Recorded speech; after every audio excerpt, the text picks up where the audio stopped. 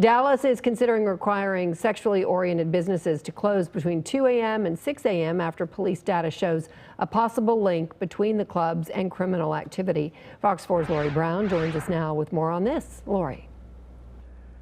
Heather, the new data from the Dallas Police Department shows that the majority of violent crime is happening between 2 a.m. and 6 a.m. and the majority of calls for service to strip clubs is happening during those same hours.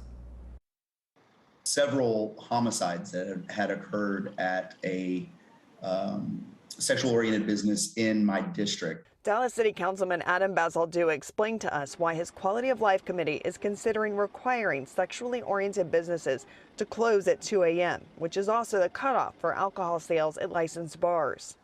Sure enough, there is a very strong correlation of hours of operation and when these violent crimes occur at our sexual-oriented businesses. Many strip clubs use a BYOB provision in state law that allows them to stay open overnight. When we are utilizing just as much, if not more, in many instances, resources between the hours of 2 a.m. and 6 a.m.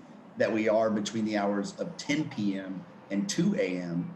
when the entire city is still open, then there's something that's got to change here because there's something wrong. Here's a look at some of the numbers DPD released Friday. Violent crime increased 80% in 2021 between 2 and 6 a.m. compared with 2019.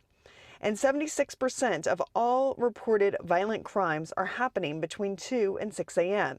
Attorney and former council member Philip Kingston, who is representing several club owners, argued there is not necessarily a link between the crimes and the adult businesses. There is prostitution alleged to be associated with these clubs. You all know, and I know, that if you have an SOB licensed club and there's prostitution associated with it, you all would already have moved to revoke its license. And that has not occurred. Bazaldua said the proposal to require SOBs to close at 2 a.m. is not an attack on the industry. I believe that the adult entertainment industry should be afforded the safest and best environment to work in, just as any other industry. And San Antonio and Plano are among the cities that already require 2 a.m. closures. Bazaldua believes the same approach for Dallas would help reduce police overtime and improve response times. There's no question in my mind that we had an opportunity to free up resources with DPD to better respond to priority 1 and 2 calls. In addition to that, providing a safer environment.